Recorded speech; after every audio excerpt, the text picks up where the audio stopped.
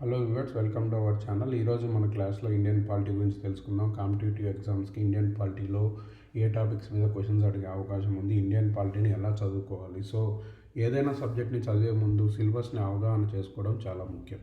So ఆ syllabus అవగాహన అయిన తర్వాత మీరు ప్రతి ఎగ్జామ్కి సపరేట్గా చదవని అవసరం లేదు. సో సివిల్స్ కానించి highest examination Indian administrative IAS, Indian administrative service RS, UPSC civils దగ్గర నుంచి గ్రూప్ 1, గ్రూప్ 2 లేదా ఎస్ఐ పోస్టులు కానీ గ్రూప్ 3, 4 కానిస్టేబుల్ పోస్టుల వరకు కూడా ఎలా చదవాలి ఇండియన్ పాలిటీ. సో అవన్నీ మనం మొదటగా సిలబస్ని అవగాహన చేసుకుంటే ఈజీగా ప్రిపేర్ అయ్యే అవకాశం ఉందన్నమాట. సో ఏంటంటే బ్లైండ్గా బుక్లో ఫస్ట్ పేజ్ ఓపెన్ చేసి చదువుకుంటా పోతే డైరెక్షన్ లేకుండా చదవడం వల్ల ఏమవుతుందంటే మీకు ఎక్కువ టైం వేస్ట్ అయ్యే అవకాశం ఉంది. కాబట్టి మనం ఎప్పుడైనా సిలబస్ని అవగాహన చేసుకున్నారంటే ఏ టాపిక్స్ ఇంపార్టెంట్, ఏ టాపిక్స్ నుంచి ఎక్కువ క్వశ్చన్స్ వస్తున్నాయి, సో ఈ లెవెల్ ఎగ్జామ్కి ఏ టాపిక్స్ ఇంపార్టెంట్, ఇలాంటిది అనేది మనకు అవగాహన రావడం జరుగుతుంది. సో ఈరోజు మనం చూసినట్లయితే ఇండియన్ పాలిటీ. సో భారత రాజ్యాంగము అసలు ఏంటిది, భారత రాజ్యాంగము అనేది అంటే ఫర్ ఎగ్జాంపుల్ ఒక సింపుల్ ఎగ్జాంపుల్, నేను ఏదైనా ఒక రియల్ టైం ఎగ్జాంపుల్ తీసుకొని చెప్తాను. మీరు ఒక మొబైల్ కానీ లేదంటే ఒక మొబైల్ రీఛార్జ్ చేసుకున్నా కూడా ఈచ్ అండ్ ఎవ్రీథింగ్ ఓ 250-300 రూపీస్ కూడా మీకు ఒక టర్మ్స్ అండ్ కండిషన్స్ ఉంటాయి.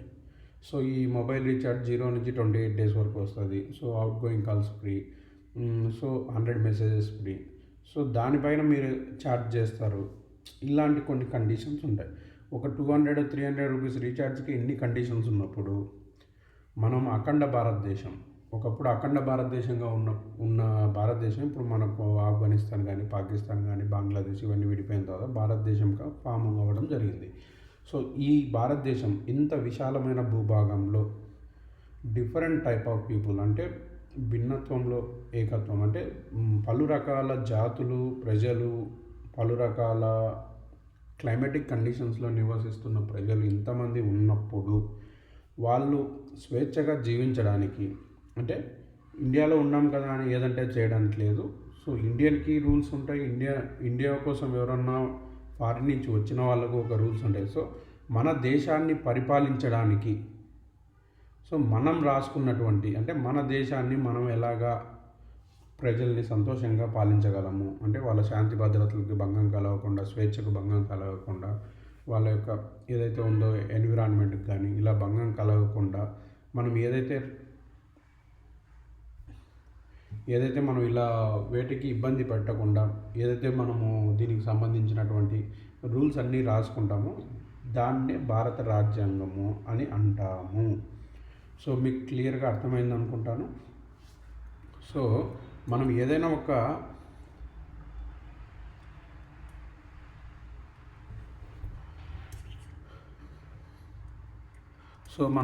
ఒక సింపుల్ 100 రూపీస్ థింగ్ ఏదైనా కొంటేనే షాప్ వాడు చెప్తాడు నో రిటర్న్ నో రీఫండ్ అని. ఓకే, అలాంటిది ఇంత పెద్ద భారతదేశంలో సో మనం నివసించే ప్రజల కోసం మనం ఆ ప్రజలు సంతోషంగా సుఖ సంతోషాలతో ఆరోగ్యకరంగా ఎన్విరాన్మెంట్ అంతా నీట్గా ఉంచుకొని బాగా ఉండాలి అని చెప్పి మనకు మనం తయారు చేసుకున్నటువంటి ఒక బుక్నే భారత రాజ్యాంగం అంటారు. సో ఇలా మీకు డెఫినేషన్ అడిగినప్పుడు మీరు ఇలా రాయాల్సిన అవసరం లేదు. Most of the exams are objective exams. So మీకు క్వశ్చన్కి ఆప్షన్స్ చూస్తే మీకు అర్థమైపోతుంది. సో ఇది ఇలా ఉన్నప్పుడు ఈ రాజ్యాంగంలో, భారత రాజ్యాంగంలో సో ఏమేమి ఉంటాయి. సో మీరు ఎప్పుడైతే చూడండి, నేను ఈ Laxmikanth book English medium book పెట్టుకొని చెప్తున్నాను. సో మీకు ఎక్స్ప్లెనేషన్ మొత్తం తెలుగులోనే ఉంటుంది. మీకు ఒకవేళ రెఫరెన్స్ కోసం మీరు ఇలా చూసుకోవాలి అనుకున్నట్లయితే మీరు Telugu medium Lakshmikanth book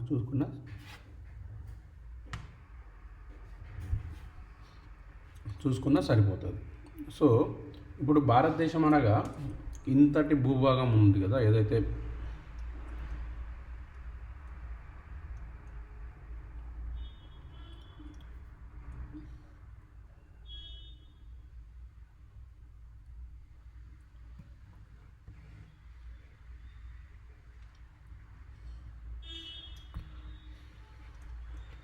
so ఈ భారతదేశ భూభాగంలో సో మన మనం ఎప్పుడైనా ఫస్ట్ ఏం రాసుకుంటామండి, అసలు భారతదేశం అంటే ఏంటి,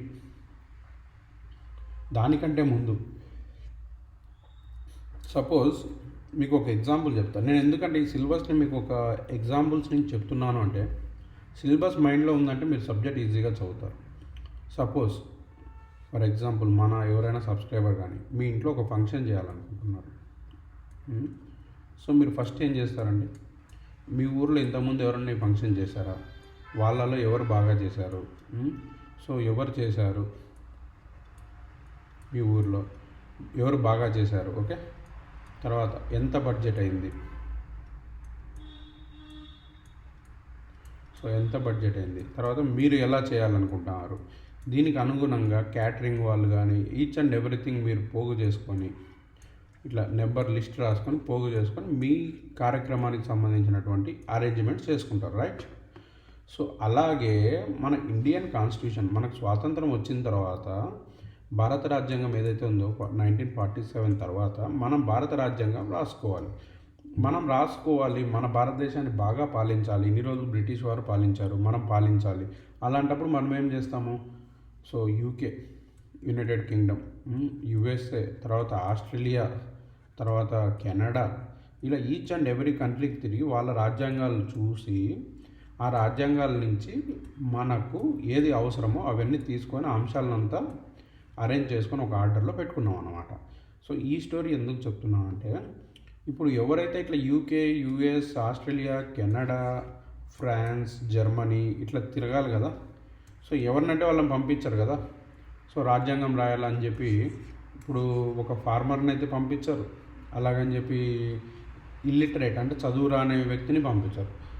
సో భారత రాజ్యాంగం ఏదైతే రాయాలో దాని గురించి అవగాహన ఉన్నటువంటి వ్యక్తులు, అంటే ఎవరైతే న్యాయశాస్త్రం చదివిన వ్యక్తులు కానీ పొలిటికల్గా ఉన్న వ్యక్తులు కానీ అలాంటి వ్యక్తుల్ని ఒక టీమ్గా ఫామ్ చేసి, ఇలాంటి కమిటీస్గా ఫామ్ చేసి, సో ఇలాంటి వ్యక్తుల్ని కమిటీస్గా కానీ టీమ్స్గా ఫామ్ చేసి వాళ్ళను భారత రాజ్యాంగం రాయమని ఈ పని అప్పచెప్పినప్పుడు వాళ్ళు ఒక్కొక్క దేశం వెళ్ళి వాళ్ళ రాజ్యాంగాలు చూసి ఆ రాజ్యాంగంలో మనకు అవసరమైన మౌలిక అంశాలన్నీ తీసుకొచ్చి మన రాజ్యాంగంలో పొందుపరచడం జరిగింది. సో ఇలాంటప్పుడు సో మనం భారత రాజ్యాంగం గురించి చదవాలనుకున్నప్పుడు ఇప్పుడు పార్ట్ 1 ఏమొస్తుందంటే, చూడండి ఇక్కడ పార్ట్ 1. సో సిలబస్లో పార్ట్ 1 ఏమొస్తుందంటే మీకు simple thing, constitutional framework.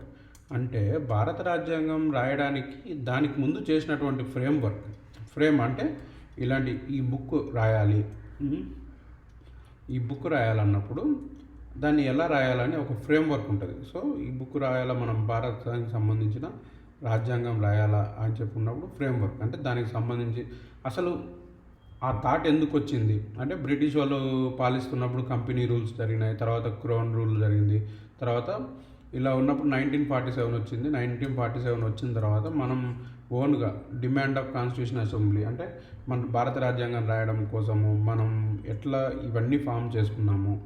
So చూసారంటే ఇక్కడ demand of constitution assembly, composition of constitution assembly అంటే ఈ కాన్స్టిట్యూషన్ ఏదైతే ఉందో ఈ కమిటీస్లోనూ లేకుంటే ఇలాంటి దీనికి సంబంధించినటువంటి మీటింగ్స్లోనూ ఎంతమంది అభ్యర్థులు ఉన్నారు, ఏంటిది, ఇవన్నీ ఇప్పుడు మీరు చూసినట్లయితే అసలు మనకు రాజ్యాంగం కావాలని థాట్ ఎలా వచ్చిందంటే మనం చరిత్ర అనమాట, హిస్టారికల్ బ్యాక్గ్రౌండ్, పూర్వ చరిత్ర ప్రకారం. అలాగే కాన్స్టిట్యూషన్ అసెంబ్లీ ఫామ్ కావడానికి అంటే రాజ్యాంగం రాయడానికి కాన్స్టిట్యూషన్ అసెంబ్లీ ఒక టీం ఫామ్ కావడానికి సంబంధించినటువంటి పాయింట్స్ అనమాట. సో ఈ పాయింట్స్ అయిపోయిన తర్వాత అంటే మన చరిత్ర ప్రకారం మనకు రాజ్యాంగం కావాలి. సో ఇది బ్రిటిష్ వాళ్ళు కూడా రాజ్యాంగం ద్వారా పాలించారు, రాజ్యాంగం వల్ల ఏమేమి మనకు అడ్వాంటేజ్ ఉంటాయనేది ఫస్ట్ 1 హిస్టారికల్ బ్యాక్గ్రౌండ్. తర్వాత ఎవరెవరు ఎంతమంది టీం కలిసి రాజ్యాంగానికి సంబంధించి ఈ వర్క్ చేయాలనేది సెకండ్ పార్ట్. ఈ పార్ట్ 1లో 1, 2 అనమాట. సో అలాగే మన రాజ్యాంగం వల్ల మెయిన్గా మనకు వచ్చేది ఏంటి అంటే salient features. So salient features of Indian constitution. అలాగే పీఠిక, ప్రియంబుల్ ఆఫ్ కాన్స్టిట్యూషన్ అంటే దీన్ని పీఠిక అంటారు. సో ఈ రాజ్యాంగం పీఠిక అంటే మెయిన్ ఇండెక్స్ అనమాట. అంటే ఇప్పుడు మనం ఎట్లయితే ఈ సిలబస్ చదువుకుంటున్నామో రాజ్యాంగంలో ఇప్పుడు ఏదైనా ఒక యూనిట్ చాప్టర్ చదివేటప్పుడు ఫస్ట్లో ఇంట్రడక్షన్ ఉంటుంది. అంటే ఈ చాప్టర్ చదివిన తర్వాత మీకు ఇవి వస్తాయి అన్నమాట. మీకు దీని గురించి నేర్చుకుంటారు. సో XYZ గురించి నేర్చుకుంటారు సంథింగ్ లైక్. సో అలాగే ఇండియన్ కాన్స్టిట్యూషన్ ఇవన్నీ మీకు ఇస్తుంది. మీరు లోపలికి వెళ్ళి చదివినారంటే ఇవన్నీ మీకు ఒక భారత పౌరుడిగా కావచ్చు, ఇండియన్ కాన్స్టిట్యూషన్ ఇండియా లోపల ఈ భారత యొక్క సార్వభౌమాధికారం ఏదైతే ఎంతవరకు అయితే ఉందో అక్కడ మీకు ఇవన్నీ లభించును అని చెప్పి రాసి ఉంటుంది అనమాట. ఇవన్నీ ఇది ప్రియంబుల్ ఆఫ్ కాన్స్టిట్యూషన్. ఆ తర్వాత యూనియన్ అండ్ ఇట్స్ టెరిటరీ. అంటే ఇప్పుడు భారత రాజ్యాంగం అని రాసుకున్నాము, మరి భారతదేశానికి డెఫినేషన్ ఎవరు ఇస్తారు? ఓకే, అంటే భారతదేశం అంటే ఇక్కడి నుంచి ఇక్కడ వరకు ఈ కాశ్మీర్ టు కన్యాకుమారి వరకు ఉంటుందని చెప్పి ఎవరు చెప్తారు? అలాగే ఈ ఫిఫ్త్ పాయింట్ ఏదైతే ఉందో యూనియన్ అండ్ ఇట్స్ టెరిటరీ అనేది దాని గురించి చెప్తుంది. అంటే వీటి గురించి ఏ ఆర్టికల్స్ వస్తాయి. అలాగే సిటిజన్షిప్, నువ్వు భారతీయుడు అని ప్రూఫ్ ఏంటి అంటే నువ్వు భారతదేశంలో ఉన్నావు, నువ్వు భారతీయుడు. ఎందుకంటే మనం ఇప్పుడు తల్లిదండ్రులకు మనం జన్మించిన తర్వాత తల్లిదండ్రులు మనకి ఇప్పుడు అంటే ఆధార్ కార్డు వచ్చింది, ముందు ఆధార్ కార్డు లేదు, ఏం లేదనమాట. సో ఇలాంటప్పుడు కూడా మనం భారతీయులు అనేదానికి ప్రూఫ్ ఏంటి అంటే మా నాన్న ఇక్కడే, మా అబ్బాయి ఇక్కడే చదివాడు, మేము ఇక్కడే ఈ స్కూల్లో చదివాం, సో అండ్ సో, అంటే you are a citizen of India. ఇలాంటి ప్రూఫ్స్ అనమాట. ఇప్పుడు అంటే Aadhaar card, voter ID something వచ్చాయన్నమాట. అంతకు ముందు కూడా ఎలా ఉన్నది. అలాగే నువ్వు భారతదేశంలో పుట్టినట్లయితే నీ ప్రాథమిక హక్కులు ఏమున్నాయి, ఫండమెంటల్ రైట్స్. సో ప్రాథమిక హక్కులకు సంబంధించినటువంటిది ఈ 7th పాయింట్లో ఉంటుంది. అలాగే directive principles of state policies అంటే మార్గనిర్దేశాలకు సంబంధించినటువంటిది. అలాగే ప్రాథమిక విధులు. సో ఇది 9th పాయింట్. సో ఇవన్నీ చదివినట్లయితే అలాగే మన కాన్స్టిట్యూషన్లో 1947 పరిస్థితుల ప్రకారం రాసినటువంటి కాన్స్టిట్యూషన్లో భారత రాజ్యాంగంలో తర్వాత కొన్ని సవరణలు చేయడం జరిగింది. మన జనాభా ప్రాతిపదికన లేదంటే మనం మారుతున్న కండిషన్ ప్రకారం సవరణలు చేయడం జరిగింది. ఎలాగైతే మన జమ్మూ కాశ్మీర్ తీసేసినారు కదా స్పెషల్ స్టేటస్, ఇలాంటి సవరణలు, ఇలాంటి అమెండ్మెంట్స్ అన్నీ ఈ చాప్టర్లో. అలాగే బేసిక్ స్ట్రక్చర్ ఆఫ్ కాన్స్టిట్యూషన్ అంటే emergency of basic structure, elements of basic structure, ఇలాంటివన్నీ ఈ 11th యూనిట్లో ఉంటాయి. సో ఇప్పుడు ఏదైతే పార్ట్ 1 తీసుకున్నామో, మీరు ఇప్పుడు అభ్యర్థులు ఎవరైతే ఈ వీడియోని ఫాలో అవుతున్నారో పార్ట్ 1లో ఏముంటాయండి మనకు? సో ఫస్ట్గా హిస్టారికల్ బ్యాక్గ్రౌండ్, తర్వాత కాన్స్టిట్యూషన్ అసెంబ్లీకి సంబంధించిన సభ్యులు ఎవరు, ఆ తర్వాత చెప్పాలి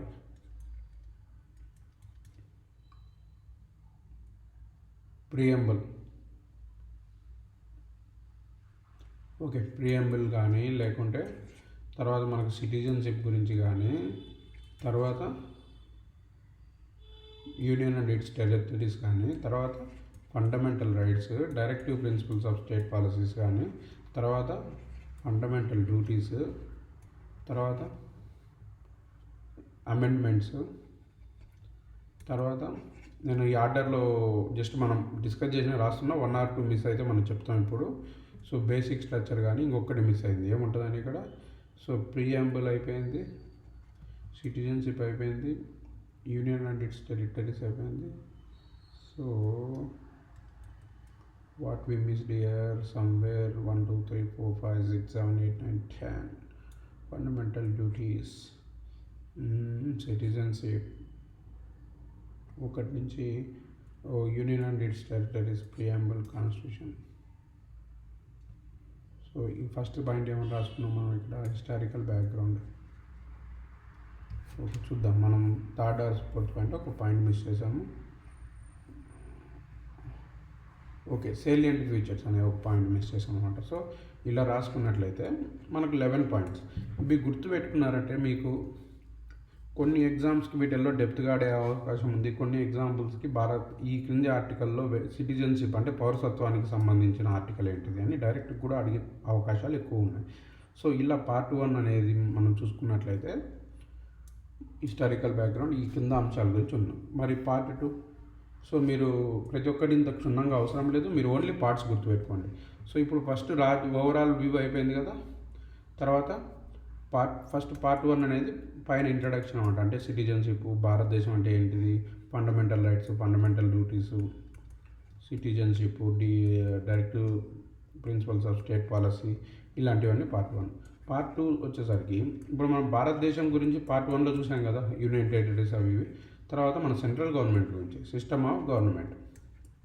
సో సిస్టమ్ ఆఫ్ గవర్నమెంట్లో ఏముంటుంది, సెంట్రల్ గవర్నమెంట్ గురించి కంప్లీట్గా, అంటే పార్లమెంట్ అంటే ఏంది, అసెంబ్లీ పార్లమెంట్ ఎట్లా ఎన్నుకుంటాం, ఏంది కాదు, వీటికి సంబంధించినవన్నీ. అంటే ఎప్పుడైతే సిస్టమ్ ఆఫ్ గవర్నమెంట్ అంటే మంది పార్లమెంటరీ వ్యవస్థ వస్తుందో, సో ఈ పార్లమెంటరీ వ్యవస్థలో స్టేట్ ఉంటుంది, సెంట్రల్ గవర్నమెంట్ ఉంటుంది. సో స్టేట్కి ఎంత పవర్ ఉంటుంది, సెంట్రల్కి ఎంత పవర్ ఉంటుంది. స్టేట్ ఏ అంశాలను చూస్తుంది, సెంట్రల్ అంటే రాష్ట్ర ప్రభుత్వం ఏ అంశాల మీద చూసుకొని ఉంటుంది, కేంద్ర ప్రభుత్వం ఏ అంశాలని చూస్తుంది. ఈ రెండింటికి మధ్య ఉండే రిలేషన్షిప్స్ అంతా పార్ట్ 2లో వస్తుంది అన్నమాట. సో సిస్టమ్ ఆఫ్ గవర్నమెంట్, ఈ సిస్టమ్ ఆఫ్ గవర్నమెంట్ ఇండియాకి యూఎస్కి వేరువేరుగా ఉంటుంది. ఎందుకంటే సో ఇదంతా మనం నేర్చుకుంటాం. ఫెడరల్ సిస్టమా, డెమోక్రటికా, ఏంటిది ఫెడరల్కి డెమోక్రటిక్ సిస్టమ్కి తేడా, ఇలాంటివన్నీ మనం చూస్తాం అన్నమాట ఈ పార్ట్ 2లో. అలాగే పార్ట్ 3 వచ్చేసరికి central government. So central government గురించి ప్రెసిడెంట్ ఉంటాడు, ప్రైమ్ మినిస్టర్ ఉంటారు, వైస్ ప్రెసిడెంట్, ప్రైమ్ మినిస్టర్, వీళ్ళందరూ ప్రమాణ స్వీకారాలు ఎట్లా చేస్తారు, వీళ్ళని ఎట్లా ఎన్నుకోవడం జరుగుతుంది, మినిస్టర్స్, కౌన్సిల్ ఆఫ్ మినిస్టర్స్ ఉంటారు, వీటి క్యాబినెట్ కమిటీ, ఈ పార్లమెంట్ గురించి, పార్లమెంట్లో ఏమేమి అంశాలు ఉంటాయి, ఎట్లా, దీనికి సంబంధించిందంతా పార్ట్ 3లో ఉంటుంది అన్నమాట. So judicial reviews, so supreme court అంటే సెంట్రల్కి సంబంధించి సుప్రీంకోర్టు, జ్యుడిషియల్ రివ్యూ, ఇవన్నీ ఏవైతే ఉన్నాయో పార్ట్ 3. సో పార్ట్ 4కి వచ్చేసరికి స్టేట్ గవర్నమెంట్. స్టేట్ గవర్నమెంట్కి సైడ్ ఎవరు, గవర్నరు, తర్వాత chief minister, state council ministers, ఆ తర్వాత స్టేట్ లెజిస్లేటివ్, హైకోర్టు. సో సెంట్రల్లో సుప్రీంకోర్టు, స్టేట్లో హైకోర్టు, వీటికి సంబంధించిన అంశాలు మొత్తం సబార్డినేట్ అంటే డిస్ట్రిక్ట్ కోర్ట్స్, ఇవన్నీ ఇక్కడ వస్తాయన్నమాట. సో ఇప్పుడు మనకి ఎన్ని పార్ట్స్ అయిపోయాయి, 4 పార్ట్స్. తర్వాత పార్ట్ 5, అన్నిటికంటే ముఖ్యమైన పార్ట్ 5 ఇది. పంచాయతీ సెక్రటరీ ఎగ్జామ్స్కి, అన్ని ఎగ్జామ్స్కి అడుగుతారు. లోకల్ గవర్నమెంట్ అంటే పంచాయతీరాజ్ వ్యవస్థ ఎట్లా ఆవిర్భవించింది, మున్సిపాలిటీస్ అంటే ఏంది, వీటికి సంబంధించి సపరేట్ యాక్ట్స్ ఉంటాయన్నమాట. సో ఒక్కొక్క మున్సిపాలిటీలో ఒక్కొక్క రూల్ ఉంటుంది. ఒక మున్సిపాలిటీలో నాన్ వెజ్ అమ్మొద్దు, లిక్కర్ అమ్మొద్దు అని ఒక రూల్ ఉంటుంది. ఒక మున్సిపాలిటీలో ప్లాస్టిక్ వాడొద్దు అని చెప్పి రూల్స్ ఉంటాయి. అంటే ఇవి సపరేట్ చిన్న చిన్న రాజ్యాలుగా కూడా వ్యవహరించే అవకాశం ఉంది. ఆ ఎవరైతే పంచాయతీ సెక్రటరీ, వాళ్ళ యొక్క ఆలోచన విధానాలు, ఆ ప్రజలు కోరుకునే దాన్ని బట్టి ఉంటుంది అనమాట. So next part 6. సో ఈ పార్ట్ 6కి వచ్చేసరికి union territories and special areas. కొన్ని ఏరియాస్ని స్పెషల్ ఏరియాస్గా పరిగణించడం జరుగుతుంది. అలాగే యూనియన్ టెరిటరీస్ గురించి ఈ పార్ట్ 6లో ఉంటుంది అనమాట. సో అలాగే part 7 constitutional bodies. Like constitutional bodies అంటే రాజ్యాంగంలో ఒక ఆర్టికల్ ద్వారా ఏర్పడినటువంటి బాడీస్, లైక్ ఎలక్షన్ కమిషన్ కానీ, యూపీఎస్సీ కావచ్చు, స్టేట్ పబ్లిక్ సర్వీస్ కమిషన్ కావచ్చు, ఫైనాన్స్ కమిషన్, జిఎస్టీ కౌన్సిల్ కావచ్చు, నేషనల్ కమిషన్ ఆఫ్ ఎస్సీస్, STs, BCs and linguistic minorities కావచ్చు, కాగ్ కావచ్చు, ఇవన్నీ అటార్నరీ జనరల్, అడ్వకేట్ జనరల్, ఇవన్నీ పార్ట్ 7 కిందకి వస్తాయి. తర్వాత పార్ట్ 8 నాన్ కాన్స్టిట్యూషనల్ బాడీస్. అంటే ఇవి ఒక పార్లమెంట్లో ఒక చట్టం చేయడం ద్వారా ఏర్పడినాయి అన్నమాట. మన ఇంతకుముందు ఇప్పుడు నీతి ఆయోగ, ఇంతకుముందు ఏమైనా ఉన్నది ఫైనాన్స్ కమిషన్, మన భారతదేశానికి సంబంధించిన ఇది పంచవర్ష ప్రణాళికలు రాసుకుంటున్న కమిషన్ ఉంటుంది కదా. సో దాన్ని బీజేపీ గవర్నమెంట్ నీతి ఆయోగ కిందకి మార్చడం జరిగింది. ఇవన్నీ చట్టాలు చేసుకొని మారుస్తారు. వీటిని నాన్ కాన్స్టిట్యూషనల్ బాడీస్ అంటారు.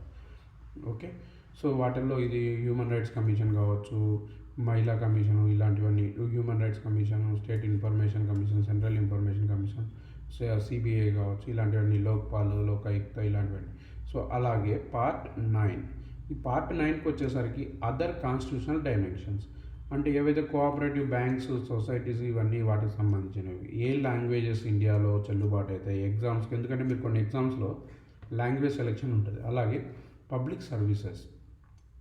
సో మళ్ళీ అలాగే rights and liabilities of the government, ఇలాంటివన్నీ ఏవైతే ఉన్నాయో అదర్ కాన్స్టిట్యూషన్ డైమెన్షన్స్ కిందకి వస్తాయి. అలాగే పార్ట్ 10. ఈ పార్ట్ 10లో పొలిటికల్ డైనమిక్స్. అంటే పొలిటికల్ పార్టీ, మీరు ఒక్కోసారి చూసారంటే ఒక ఎలక్షన్ అయిపోయిన తర్వాత ఈ పార్టీకి నేషనల్ పార్టీ స్టేటస్ వచ్చింది, ఈ పార్టీకి నేషనల్ పార్టీ స్టేటస్ రద్దు అయిపోయింది, సో ఇది స్టేట్ పార్టీ కింద కన్సిడర్ చేయడం జరుగుతుంది, ఈ పార్టీని స్టేట్ పార్టీ కింద కన్సిడర్ చేయరు, ఇలాంటి కొన్ని ఉంటాయి. అంటే ఎలక్షన్, ఒక పొలిటికల్ పార్టీ పెట్టాలంటే క్రైటీరియా ఏంటిది, దాన్ని పరిగణించాలంటే క్రైటీరియా ఏంటిది, ఆ రీజనల్ పార్టీసు, ఎలక్షన్ లాస్, దాని గురించి అంతా ఈ డైనమిక్స్లో, ఎలక్ట్రల్ రిఫార్మ్స్, వీటన్నిటి గురించి ఈ చాప్టర్లో ఉండడం జరుగుతుంది. అలాగే 11వ పార్ట్. సో ఇది జస్ట్ ఈ పార్ట్ ఇట్లాంటివి ఏం అడగరు, మీరు సబ్జెక్ట్ గురించి అవగాహన కోసం చెప్తున్నాను. షెడ్యూల్స్ వేరే ఉంటాయి, ఆర్టికల్స్ ఉంటాయి వేరేగా, మన దాని గురించి మనం సపరేట్గా చదువుకుందాం. ప్రస్తుతానికి జస్ట్ మన సిలబస్లో ఈ భాగాలు, ఈ పార్ట్స్ ఉంటాయి. అంటే ఏవి ఎక్కువ ఎంత కాన్సన్ట్రేట్ చేయాలి, ఏవి ఇంపార్టెంట్, ఫండమెంటల్ రైట్స్ అనేది కంపల్సరీ ఇంపార్టెంట్, తర్వాత ఫండమెంటల్ డ్యూటీస్ అనేది చాలా ఇంపార్టెంట్. సో అంటే ఈచ్ అండ్ ఎవ్రీథింగ్ కూడా ఇంపార్టెంటే. దాంట్లో ఏది స్ట్రెస్ చేయాలి, ఏది స్ట్రెస్ చేయకూడదు అనేది మనం రాబోయే క్లాసుల్లో తెలుసుకుందాం అనమాట. So next, working of constitution. So ఇది national commissions to review working of the constitution. అంటే కొన్ని కమిషన్స్ వేసుకొని